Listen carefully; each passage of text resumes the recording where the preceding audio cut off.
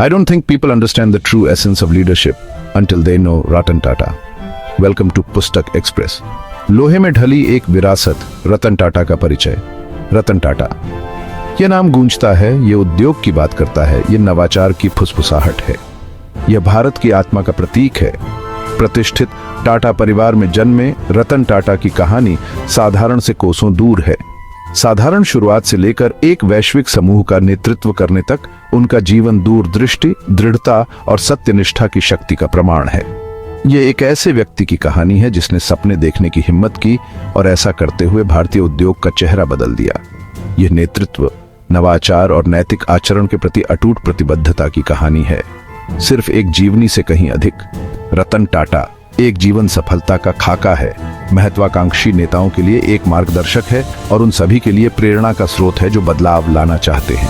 हमारे साथ जुड़े रतन टाटा के उल्लेखनीय जीवन में, उनके महत्वपूर्ण क्षणों, पार की गई चुनौतियों और उनके द्वारा बनाई जा रही विरासत का पता लगाने के लिए।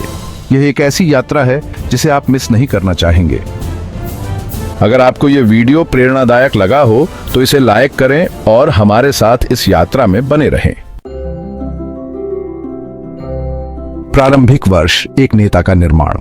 रतन टाटा का बचपन कुछ भी लेकिन पारंपरिक नहीं था। एक तरफ उन्हें विशेषाधिकार प्राप्त था तो वहीं उन्हें एक विभाजित परिवार की जटिलताओं का भी अनुभव हुआ। उनके माता पिता के अलग होने और अपनी दादी के साथ बिताए शुरुआती वर्षों ने उनमें सहानुभूति और लचीलापन की गहरी भावना पैदा की। यही गुण आगे चलकर उनकी नेतृत्व शैली को परिभाषित करेंगे। भारत और विदेशों में उनकी शिक्षा ने उनके विश्व दृष्टिकोण को आकार देने में महत्वपूर्ण भूमिका निभाई।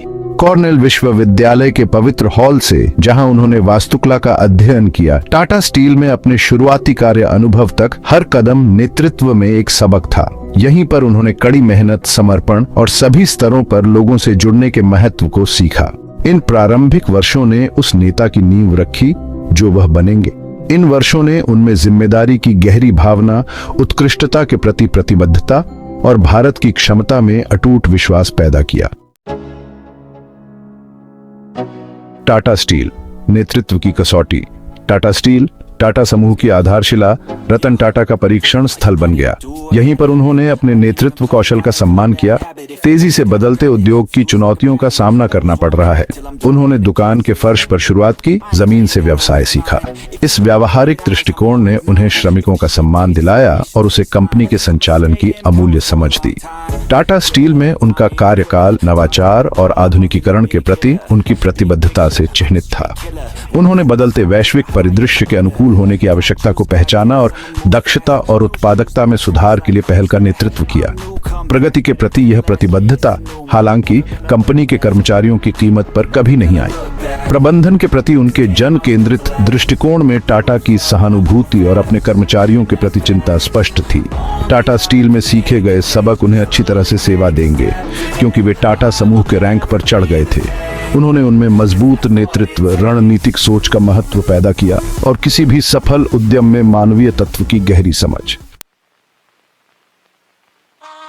चेयरमैन का पदभार, टाटा समूह का संचालन। 1991 में रतन टाटा ने टाटा समूह की कमान संभाली, जो एक समृद्ध इतिहास वाला समूह है और व्यवसायों का एक विविध पोर्टफोलियो। उनका दृष्टिकोण स्पष्ट था, समूह को एक वैश्विक शक्ति में बदलना, सत्यनिष्ठा, सामाजिक उत्तरदायित्व और राष्ट्रीय सेवा के अपने मूल मूल्यों को कायम रखते हुए। उनकी नेतृत्व शैली, जिसे अक्सर दूरदर्शी और सशक्त बनाने वाला बताया जाता है, ने नवाचार को प्रोत्साहित किया और पूरे समूह में सहयोग। उन्होंने अपनी टीम को सशक्त बनाने के महत्व को पहचाना, उन्हें प्रयोग करने की स्वतंत्रता दी और जोखिम उठाए। इस दृष्टिकोण ने टाटा समूह के भीतर उद्यमिता की संस्कृति को बढ़ावा दिया, जिससे अभूतपूर्व उत्पादों का विकास हुआ और सेवाएं। टाटा का नेतृत्व बोर्ड रूम से परे था। उनका मानना था कि उदाहरण से नेतृत्व किया जाता है और टाटा ट्रस्ट द्वारा की गई विभिन्न सामाजिक पहलों में गहराई से शामिल थे। परोपकार के प्रति उनकी प्रतिबद्धता और सामाजिक न्याय ने एक जिम्मेदार कॉरपोरेट नागरिक के रूप में टाटा समूह की प्रतिष्ठा को और मजबूत किया। भाग 5। टाटा नैनो लोगों की कार, एक सपना साकार हुआ। रतन टाटा की सबसे महत्वाकांक्षी परियोजनाओं में से एक टाटा नैनो थी। जो भारत में आम लोगों के लिए किफायती कार के रूप में डिजाइन की गई थी। यह विचार एक साधारण अवलोकन से प्रेरित था। स्कूटर पर सवार होने के लिए संघर्ष कर रहे परिवार, अक्सर कई यात्रियों के साथ। उन्होंने इन परिवारों के लिए परिवहन का एक सुरक्षित, अधिक सम्मानजनक साधन की कल्पना की। नैनो का विकास टाटा की दृष्टि और अपनी टीम को प्रेरित करने की उनकी क्षमता का प्रमाण था। इंजीनियरों और डिजाइनरों ने एक ऐसी कार बनाने के लिए अथक प्रयास किया जो किफायती भी हो और सुरक्षा मानकों को भी पूरा करती हो। परिणाम इंजीनियरिंग की एक जीत थी, एक ऐसी कार जिसने दुनिया का ध्यान खींचा।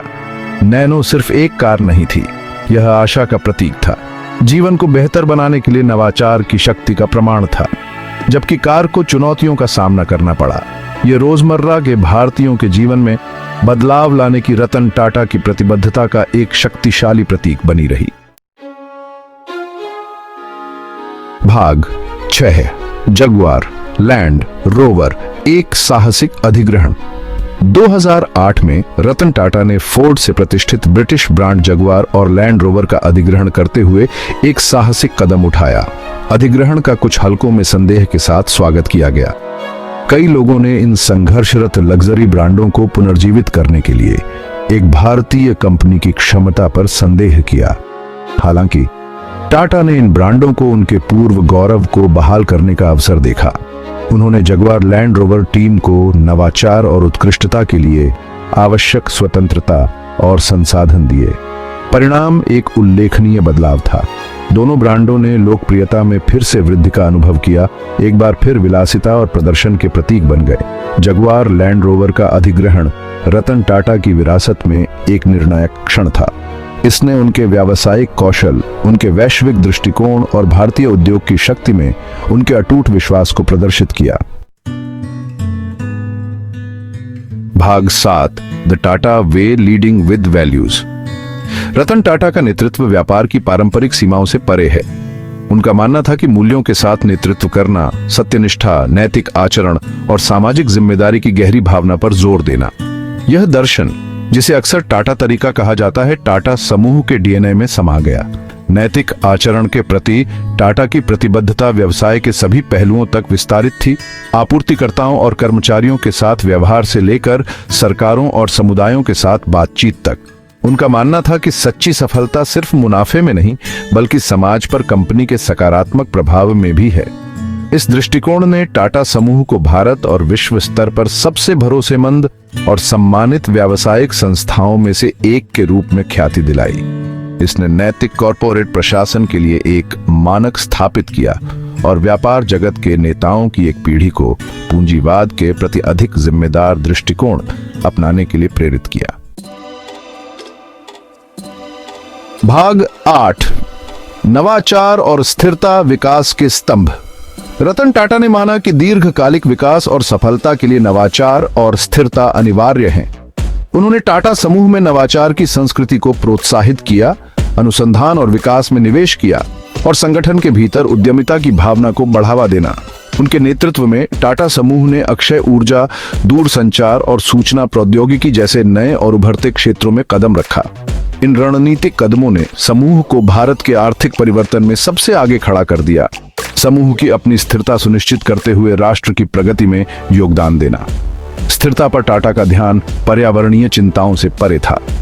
उनका मानना था साझा मूल्य बनाने में यह सुनिश्चित करना कि कंपनी के विकास से सभी हितधारकों को लाभ हो, जिसमें स्थानीय समुदाय भी शामिल हैं, कर्मचारियों और समग्र रूप से राष्ट्र।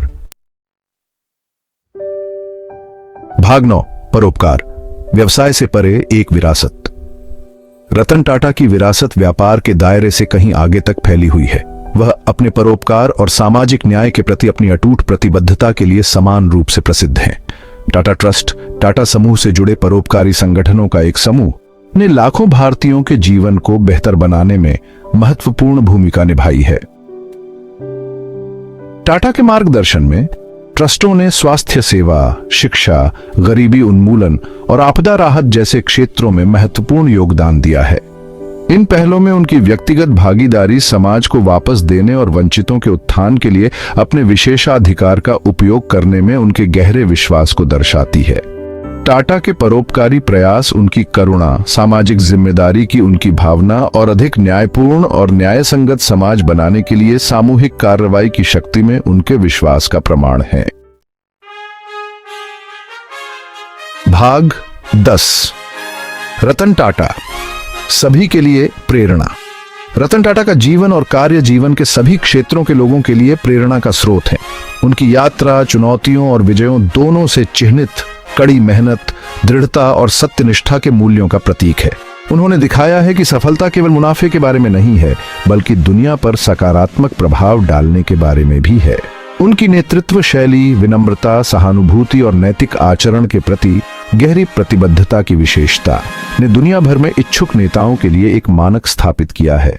उन्होंने प्रदर्शित किया है कि सच्चा नेतृत्व दूसरों को सशक्त बनाने, नवाचार की संस्कृति को बढ़ावा देने और हमेशा फर्क करने का प्रयास करने में निहित है। रतन टाटा की कहानी दृष्टि की शक्ति, मूल्यों के महत्व और नेतृत्व की परिवर्तनकारी क्षमता का प्रमाण है। उनकी विरासत पीढ़ियों को बड़े सपने देखने, उद्देश्य के साथ नेतृत्व करने और दुनिया को एक बेहतर जगह बनाने का प्रयास करने के लिए प्रेरित करती रहती है। भाग 11। पाठों को लागू करना, कार्रवाई का आह्वान। रतन टाटा, एक जीवन सिर्फ एक जीवनी से कहीं अधिक है। यह कार्रवाई का आह्वान है। यह हमें अपने स्वयं के जीवन, अपने मूल्यों और दुनिया पर पड़ने वाले प्रभाव पर विचार करने की चुनौती देता है। यह हमें याद दिलाता है कि सच्ची सफलता न केवल व्यक्तिगत उपलब्धियों में है, बल्कि समाज में हमारे द्वारा किए गए सकारात्मक योगदान में भी है। टाटा की कहानी हमें बड़े सपने देखने, नवाचार को अपनाने और अपनी आकांक्षाओं को कभी नहीं छोड़ने के महत्व को सिखाती है। यह नैतिक नेतृत्व की शक्ति, सामाजिक जिम्मेदारी के महत्व और करुणा की परिवर्तनकारी क्षमता पर प्रकाश डालता है। जैसे ही आप इस पुस्तक को बंद करते हैं, अपने द्वारा सीखे गए पाठों पर विचार करने के लिए कुछ समय निकालें। आप इन सिद्धांतों को अपने जीवन में कैसे लागू कर सकते हैं? आप अपने समुदाय और बाहर एक फर्क करने के लिए अपने कौशल और प्रतिभा का उपयोग कैसे कर सकते हैं? 1000 मील की यात्रा एक कदम से शुरू होती है। आज ही वह कदम उठाएं और एक बेहतर कल बनाने की चुनौती को स्वीकार करें। अगली समरी कौन सी सुनना चाहते हैं? कमेंट में बताएं। पुस्तक एक्सप्रेस चैनल को सब्सक्राइब करें और हमारे साथ इस यात्रा में शामिल हों।